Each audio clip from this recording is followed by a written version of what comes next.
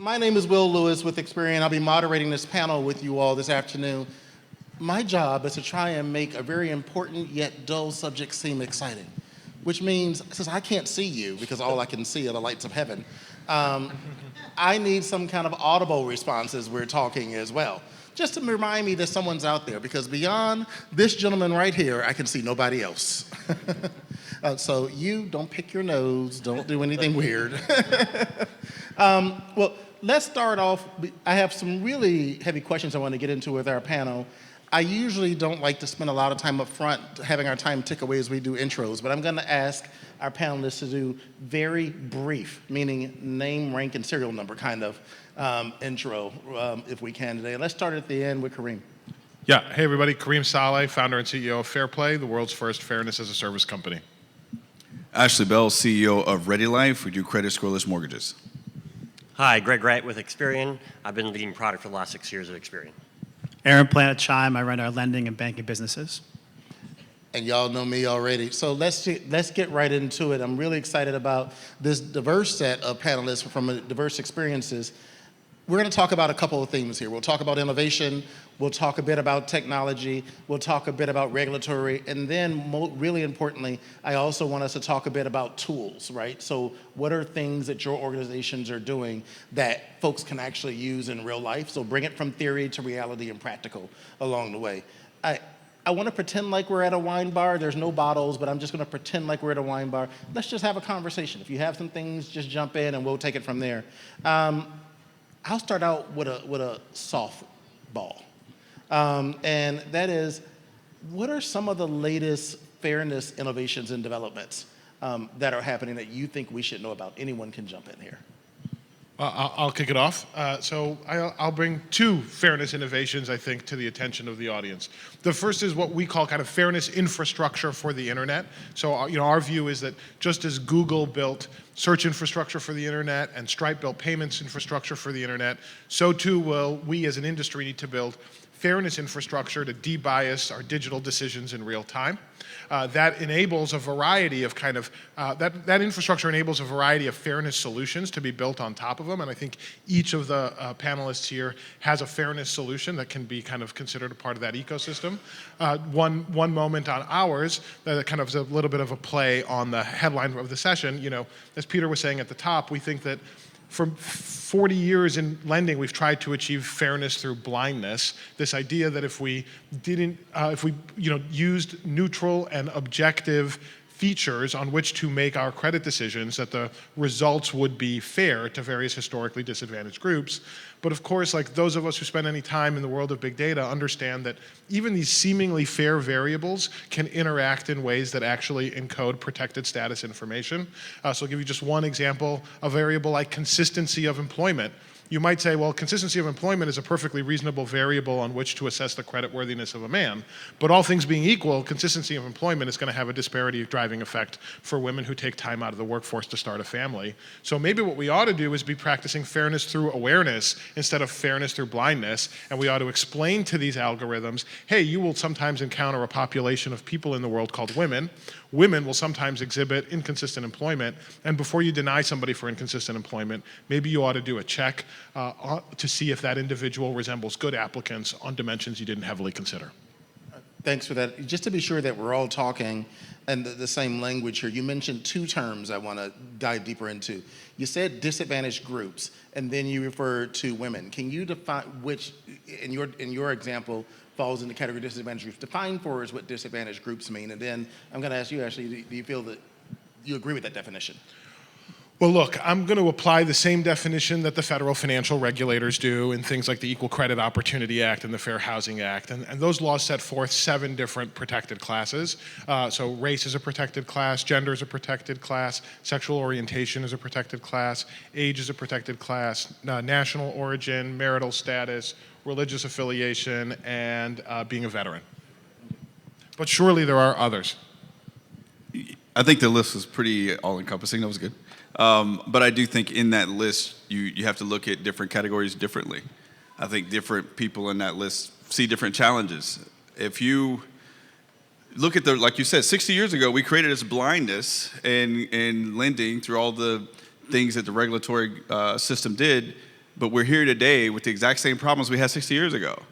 We have not closed the racial wealth gap in this country, specifically for African Americans and Latinos, even though all these new things have happened. And until you really understand what's at the root of it, and I think that you hit on a little bit when it especially comes to women, but I think with people of color, it is also very distinguished because we still live in a world where every time America has an economic downturn, every time we see layoffs, black and brown people are the first to get fired.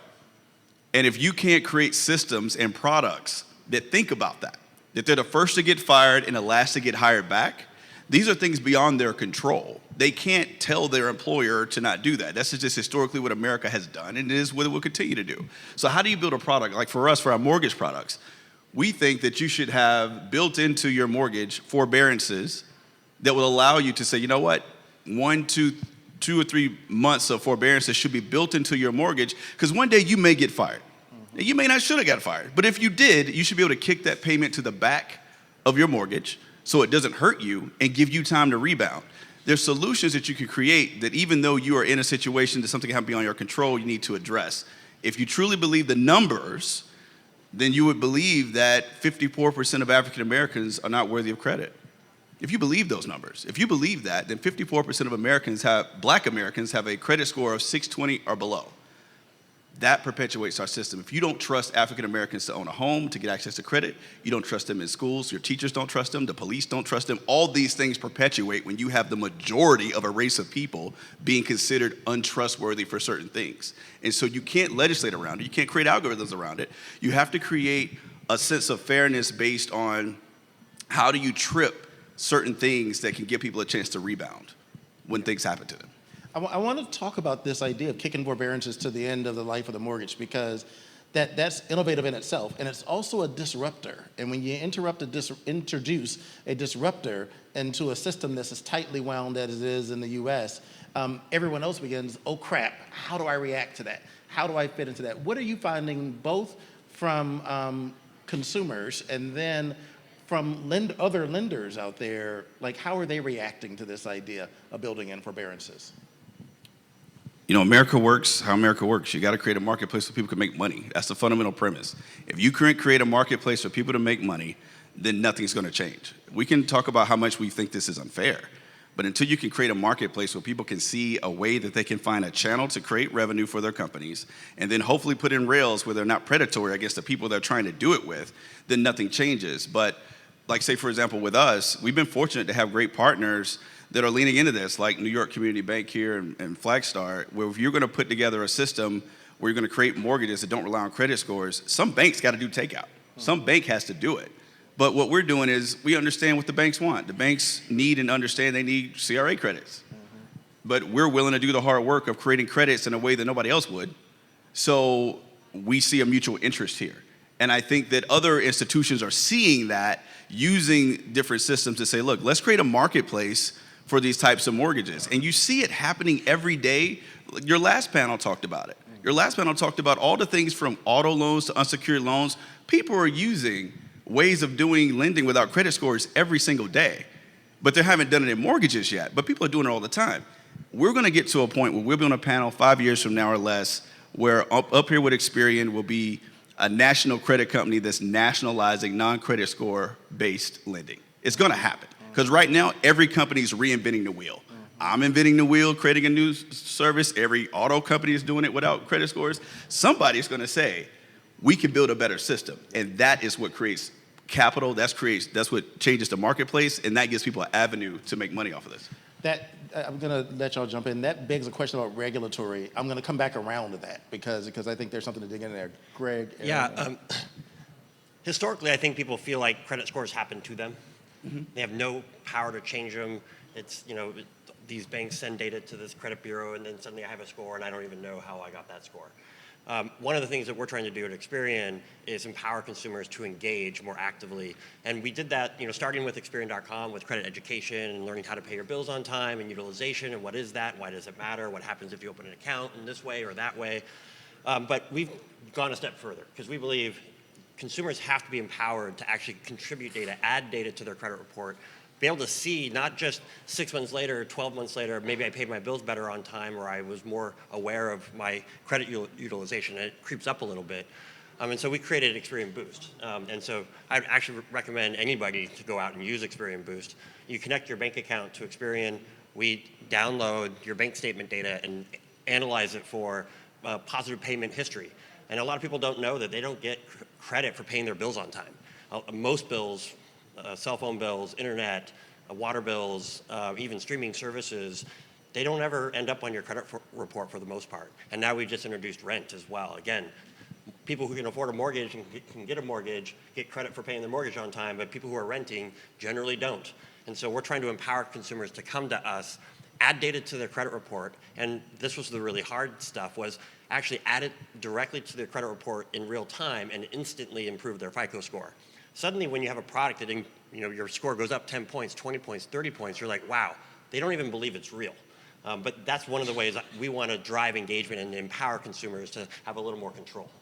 Yeah, we've actually partnered with Experian Boost specifically for that reason. And our customers have had hundreds of thousands of customers sign up with the product, and it's had over 10 points of basically instantaneous improvement. We package that with our Credit Builder card at Chime, where most secured cards, the secured card is not a new thing. They've been around for a long, long time. The reason why ours is a little different is there's no risk of falling into debt. There's no APR attached to it. So you're able to build your credit under control in a way that you could add 30 or 40 points to your credit score, not instantaneously, unfortunately, but within 3 to 6 months for the average consumer that signs up for the product. So to me, I think Kareem did a nice job of talking about like a lot of the innovations happening, but I think a lot of that is going to need to keep happening for a long time. And today, like if someone wants a mortgage today, whether it's with Ashley or any other lender, they need to be able to work in the system we have in front of us right now. Credit Builder is designed to do exactly that, where you sign up for the card, you put money in your account, it's safe, it's protected, it's backed with 2 FDIC-backed banks, and you're able to build your credit over time. We actually we onboarded the Boost product recently. You can do that instantaneously. So for us, I think it's important not just to be working towards the future, which I think we all are and most people in this room are doing, but today, people need things today. Who knows what's going to happen in the economy 6 months from now? But if you need a house, you need a credit card. Your credit score gets used against you or for you all the time in different ways. Your landlord might run your credit. Your employer might run your credit, prospective employer, prospective landlord. And if your score is below what their perceived threshold of trustworthiness or whatever, you may not get that job. You may not get that apartment. You may not get that car. So Chime, we're trying to help the millions of Americans we serve today to make changes to do positive things in their credit life, their financial life today. So lenders, regulators, consumers, and then there are facilitators, the people that help make sure the system keeps running and connected. What are the responsibilities for your organizations or even those groups as we think about it? Is there a responsibility? And then what are the challenges to kind of seeing progress in removing disparity or unfairness in the system? Well, maybe I can start. So one, we really believe that we need to empower consumers to be able to impact their credit score. And not only just learn about it and know best practices, but as I said with Boost, create it. Also, we have a responsibility that if you don't have a credit report and your credit invisible, you need a way to be able to create your credit for the first time. So recently we launched a product called Experian Go, where if you don't have a credit report, in the past and you wanted to sign up for Experian.com, we'd be like, we can't find your credit report, so we can't show you your credit report, so thanks, come back later. But now you can use your phone, take a picture of your driver's license, do a selfie, and we do a check with the SSA for your SSN number to verify that it's really you. And then suddenly we can create your credit report in real time. And so within minutes you have a credit report. You went from credit invisible to credit visible. You still don't have any trade lines, so there's no information on that credit report yet, but that's where Boost comes in. You've been paying your bills, and we can add those to your credit report, and suddenly you go from credit invisible to no file, to thin file, to maybe even thick file and lendable within minutes. And so that's one of the things that we take on is we need to innovate ways to allow consumers to impact what their credit score looks like. On the flip side, and we'll probably go into this a little bit later, we also need to provide to our lenders, to the landlords, to the people making credit decisions, more data and better analytics so they can score more people, that we don't have a fourth of the population that's unscorable with conventional credit scores. We need everyone to be scorable. And that's our goal, is to get it to 100%. Right? And right now we're not there yet, but we've made a lot of progress. I'll probably talk about that when we get a little deeper onto analytics. I think there has to be an additional level of accountability on lenders that I don't see yet outside of litigation. And I'm a lawyer, so I get it. At the end of the day, we still have a system. UCLA just did a study that showed even though African Americans and Hispanic Americans can have the exact same credit score as someone that's white with the exact same amount of salary, they still get charged 0.8 more in interest. So even when you figure out the game of a credit score, you still can lose when you go to the lender and get charged more rates, which is why there has to be a differentiator between which lenders you go to. People need to understand who's treating people fair and who's not. When half of the big banks in this country are under consent decrees and federal lawsuits and settlements because they discriminate against minorities in this country, when you have a system where mortgages, when you look at the HELOC system, the home equity line system, where 97% of appraisers are white male, and you have women that are single and you have minorities that are losing 10 to 20% of the equity in their home because an appraiser shows up to their house and doesn't like the smell of their food, doesn't like the pictures on the wall. And they walk out saying your house is worth less than the house next door and your house is bigger, your lawn is nicer. Those are things that still put us in a situation where you have to have ownership in the community of these institutions, which is why our investment group is, as you probably saw in the Wall Street Journal, we're the first black investment group to buy a white-owned bank in America. We have to own these institutions as well so that people of color, even when you figure out the credit score, you should be able to go in a bank and say, you know what, these people look like me. They're from the communities I'm from. And I know I'm gonna get a fair shot when I figure the credit score game out, that they'll still give me a fair rate. So I know that I'm not gonna get the same hassle as everybody else. And AI can play a role there. Even when you're looking at appraisers, there's no reason that we can't figure out a system, and we partner with Figure Technologies, which is great at this, of using AI to value homes so people don't have to walk in your door. As long as you're having human fallacy, you can't cure racism. If somebody walks in your house and doesn't like you, they just don't like you. But you can create technology that can do the appraisal and give you a fair shot at keeping your equity in your home by just doing it through tech and looking at comparables rather than relying on people. There's so many things you can do. Credit scores are a big part of it, but even when we win that game, we still lose in the end sometimes.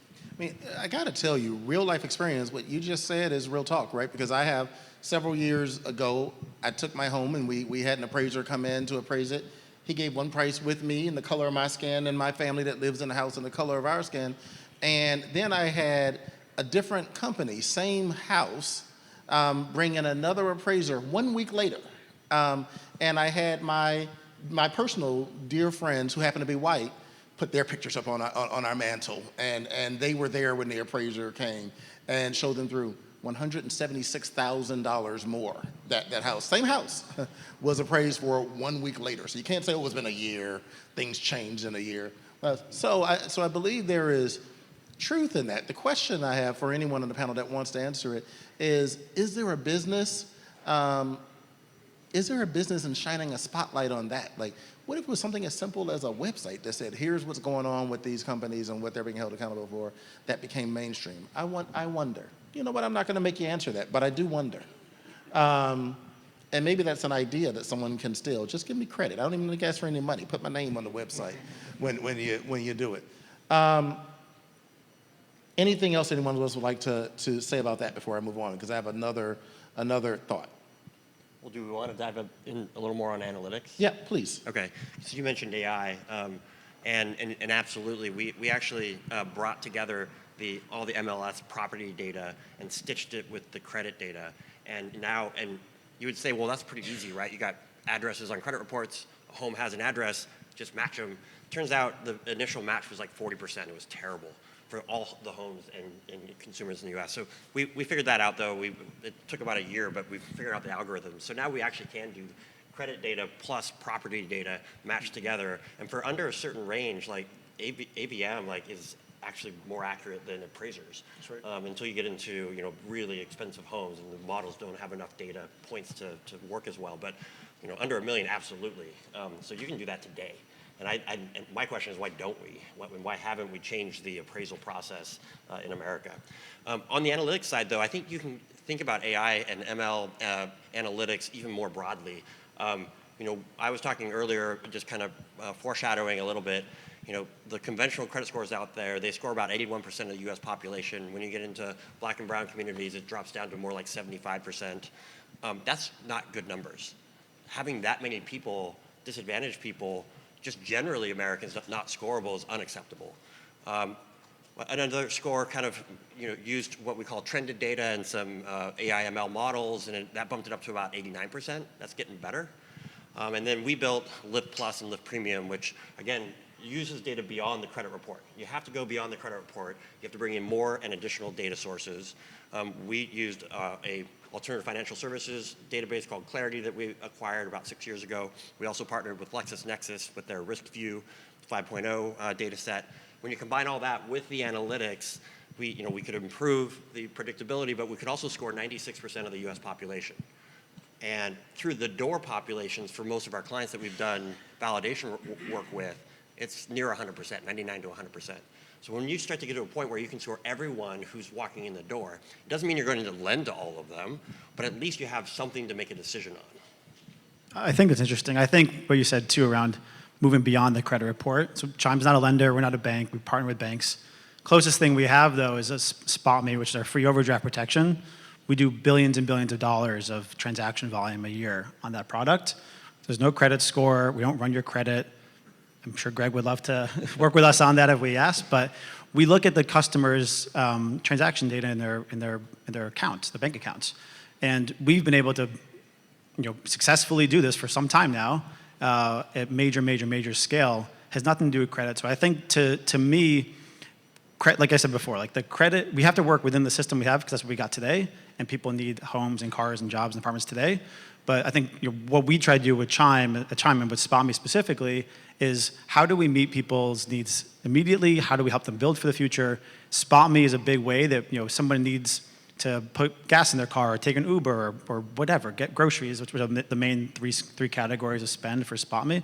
We do that today, and we don't have to run your credit. You don't have to worry about applying. If you're a direct deposit customer of Chime, you're eligible, and so long as you have at least $200 direct deposit a month, you get it.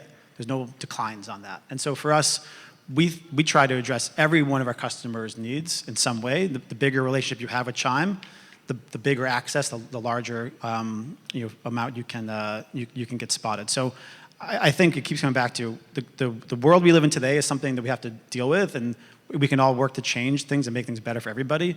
We have to work on things currently, though, as well, helping people work within the system and outside the system in a way that works for them. Cool. Are y'all still with us?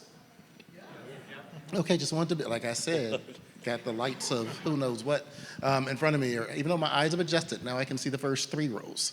I want to ask about something that's personal to me. So part of what I do professionally is try and drive financial inclusion for consumers. Find those roadblocks that are stopping consumers from getting access, right? Credit is access to a home, access to wealth building, access to future. So part of what I do is try and drive that. And over the years, over the decades, there have been lots of well-intended laws that were created to remove discrimination from the system, to protect some certain protected classes as defined by the U.S. government from discrimination and bias as a part of it.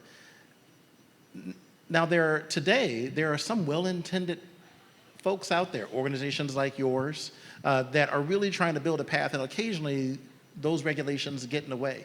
Is there a path to reimagining how we can actually help give access while still working within the confines of the law, or do the laws need to change? I'm happy to start with that one. I mean, I think that the regulatory regime today is the most supportive of fairness that it's ever been. I mean, if you look at speech given a few weeks ago by Acting Comptroller of the OCC, Mike Hsu, talked about unfairness as being a potential systemic risk to the banking system, especially at a time when a lot of lenders are getting tight, a lot of concerns that maybe like the pendulum is going to swing too far in favor of safety and soundness and away from consumer protection. At the same conference a few weeks ago, Patrice Ficklin, the head of fair lending at the CFPB, CFPB said that she worried that lenders were not doing enough to search for less discriminatory alternative algorithms. And this current administration has actually given us a great vehicle in the form of this thing called special purpose credit programs that allow lenders to effectively run second look underwriting and pricing programs for folks that might not necessarily ordinarily qualify for their current credit box, but who still might be, perform within acceptable levels of risk. So I think that I think it's probably no secret to the folks in this room that the previous set of financial regulators fairness was not very high on their agenda. It's clear that the current set of federal financial regulators, fairness is kind of moving up the enforcement and supervisory agenda. And frankly, I think that the consumers that represent the future of the fintech industry are demanding fairness from their governments, from their employers, and from the brands that they patronize.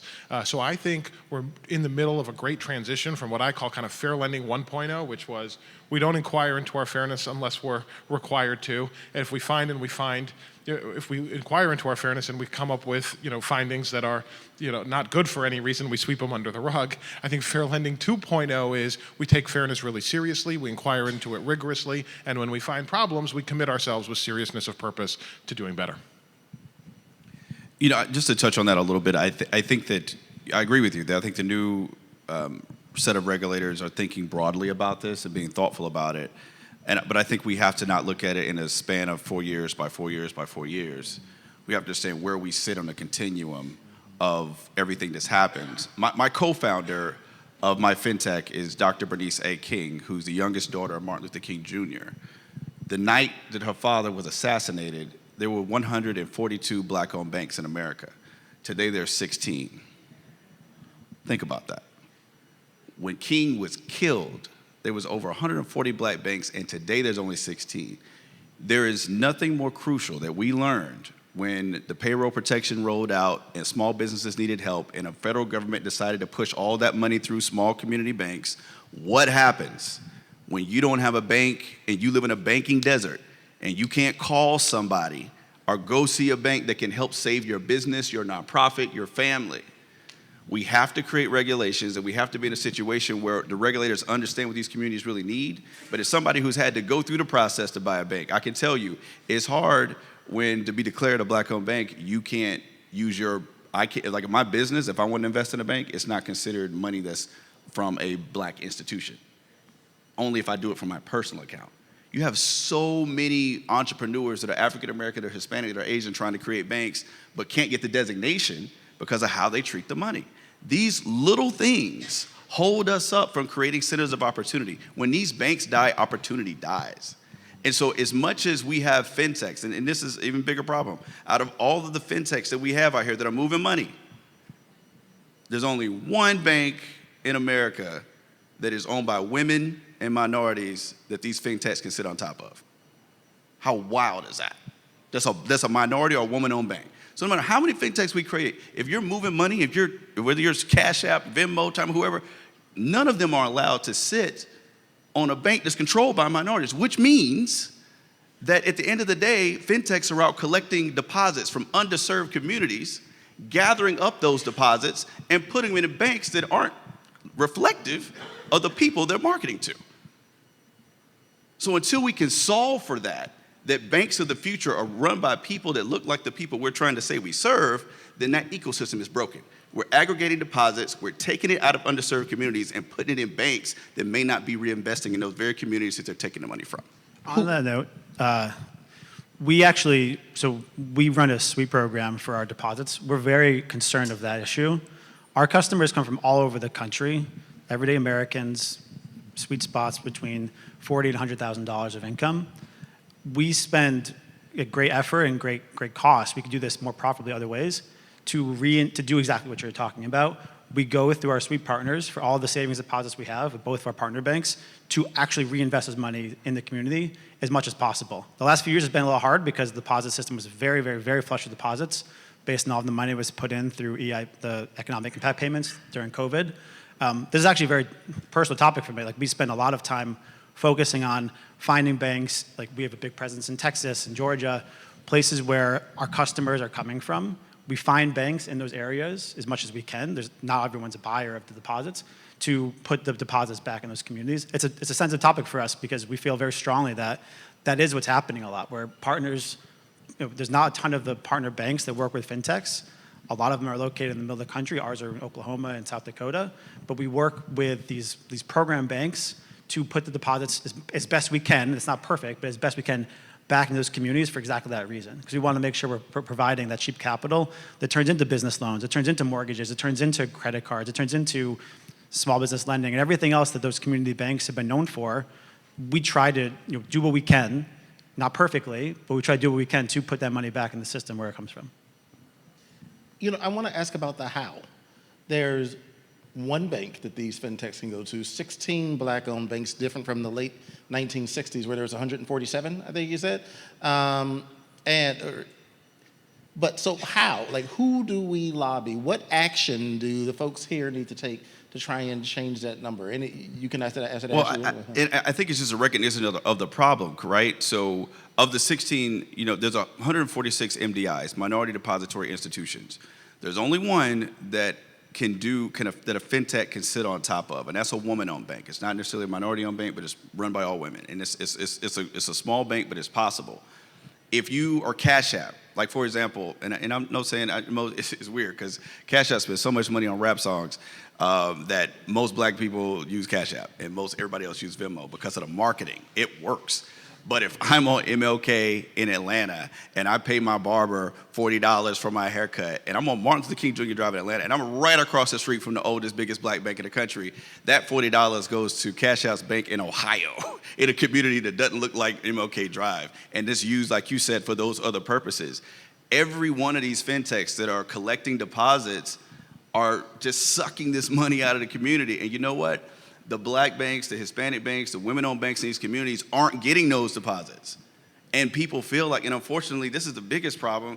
You got so many fintechs out there marketing to these underserved communities, but it's a bait and switch half the time because and some of them are minority-owned. And it's not their fault because none of those banks I just talked about can do this. So if you're trying to find a fix, when ESIP came out, which is the Emergency Capital Improvement Program that the federal government put out with COVID, which gave a whole lot of money to all the MDIs, to me, there should have been a thought that says, some of you, out of the 146 black, white, Hispanic, Asian-owned, minority-owned banks, some of you need to take this capital and have the ability for fintechs to partner with you.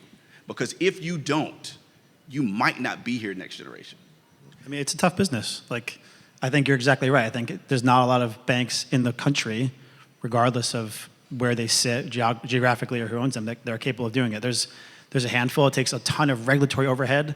That's only getting harder and harder, regardless of the administration. It's getting harder and harder for lots of good reasons. But I think, to me, I work very, very, very close to our banking partners. The regulatory oversight has become more, not less, as that's kind of gone on. And I think there's definitely opportunities for ways for fintechs to partner smarter. And I think too often a startup is looking at, Chime's big, and we've been around for a while, but too often a fintech startup can't be too choosy. They may have options. They want to go with someone that's done there before, been there before. And so you got to take a big bet. And so if someone who's very sophisticated, who's done this before, maybe they can take a chance at it. But I think more likely than not, if you're a first-time founder or whatever you are, that's not an area you're looking to go risk on, I would think. So I think it's a tough problem to solve. And I think under the current sort of regulatory environment we're in, easier or better or harder or worse than it's been in the past, it's up to everyone else to decide. But it's not an easy solve, for sure. So before I get to the questions on the screen, I have one more question. Actually, it's question 1A and 1B for me. The first one is, have you all seen effective consumer education programs when a consumer was denied that worked, that eventually helped them get a loan? That's 1A. And then 1B is, does your organization have tools that'll be important for consumers to, either consumers, lenders, or facilitators need to know about, need to be aware of, that need to lean into? And maybe we'll start right here with you, Aaron. So we spend a lot of time trying to educate customers. A big piece of that actually is around fraud. There's a ton of fraud in the system in general. We spend a ton of time educating our customers how to basically not get their account information taken, or a lot of our customers will willingly give it away because someone spoofing Chime. That's been a huge push for us. Even if the the facts are kind of on our side of like the customer does it, Chime's not at fault. We work very, very hard to get the customer their money back as quickly as possible. We work with large merchants, we work with our bank partners to make sure that our members understand the risks of the system that are inherent to working, whether you bank with one of Chime's partner banks or Bank of America, doesn't really matter who it is. We spend a ton of time and effort trying to educate our consumers on the best ways to protect themselves, because there's so many opportunities to have your money taken from you. And that's a place we've leaned into with a lot of success to keep people, kind of help them help themselves. Fair enough. Good. Yeah, for Experian.com, obviously we're in the business of credit education. There's over 50 million consumers who've signed up for a free membership to learn what their credit score is and get advice on how to improve it. Boost is, again, I talked about that earlier, a way to engage and actually do something more proactively. We sell that platform also to our banks, and so they can provide credit education on their own platforms, and some of them do have a, hey, you got declined, go learn more about your credit score. Chime is the only one where we've embedded Boost into the experience, and I'm really excited to see, as you guys get into lending, how you can leverage that. If they get declined, can they actually, or do you actually proactively have them Boost first so they don't get declined? I think there's a lot of opportunities there to let consumers kind of power up before they try to go ask. And I think, and as you brought up, we got to take a dual approach. You got to educate people on the system as is while we're building the system that should be. And I think as is, we do a good job of partnering with, there's so many organizations out there that are focused on credit building, that are focused on all the great tools that deal with the existing system. But when you deal with a population that is so distrustful of the system, that believes, when they look at the national average, that 54% of African Americans are treated as distrusted borrowers, you just say to hell with the whole system. The system doesn't see me how I see myself. 74% of Black and Hispanic credit people that have credit scores talked about the mental health issues connected to their credit score, the shame that they get by getting this label, not understanding that people are more than their credit scores. It doesn't totally tell their whole story. So we educate them on how to play the game. But we also think we fundamentally have to create a new system. We fundamentally have to have a system that sees people for their holistic selves and give them access to capital. The market, I think, can sustain it. We can show that these people are not risky. So for us, if you pay your rent on time, we look at rent as the primary deal. Credit score systems put it in there as like a factor, but for us, it should be a hierarchy. So if you pay $2,000 a month in rent with us, then we believe you should be able to pay $2,000 a month in a mortgage. A rent is only somebody else's mortgage plus profit. In the state of Georgia, the average rent is $1,500. The average mortgage is $1,538. How do we live in a system where 97% of the people are paying their rent on time in the Atlanta metro area, and they're paying the exact same thing as people that own a home, but they can't get access? This is the system we have. There's money to be made here. We just got to figure out how to create a way for the marketplace to look beyond the current paradigm and see that everybody in a capitalist system can win. Capitalism works, it just needs to work for everybody. I need another 30 minutes, but Kareem. Yeah, I mean, we offer a second look solution, which allows lenders to double check their underwriting and pricing decisions using models that have been tuned to be more sensitive to groups that are not well represented in the data. And what we find is that that's a way for you to increase your approval rates, increase your take rates, all within your risk tolerance, and get a nice fairness and inclusion dividend. So we think that second look programs, double check programs are one thing that lenders can do today to make sure that they're not saying no to folks that maybe they ought to be approving. We're just at time, and I'm gonna try and squeeze one, maybe two questions in here. Ashley, since the question was directed directly at you, do you plan to expand to help international communities if you haven't already? That's a whole different regulatory paradigm. But I'll say this, Ready is also a blockchain-based real-time payment solution. And we do believe that internationally, our blockchain-based payment solution can be helpful in transferring money on that, and it's still regulatory hurdles, but it's our ambition to take our system internationally on the payment side. And then, it moved around on me, hold on. And then the number one most liked question here, oh look, the light just blinked red, but I'm still gonna ask it. Should bureaus open up their models for transparency on scoring? Anyone with an opinion can answer I that. guess I probably should have an opinion. Yeah. So look, most credit scores that are out there are not bureau-based. I mean, they're based on the Bureau of Credit data, but FICO is not a bureau, and that's the most used score out there. Vantage is a bureau we owned company that also provides credit scores. We're starting to build our own credit scores, like Lift Plus and Lift Premium, and absolutely. And I think the comment I wanted to make to the regulator question is, we're proactively going to the OCC and the CFPB and saying, look, this is how our models work. Use our data, use the score, tear it apart. Let me show you why it lowers disparate impact, that you can get to yes to more users.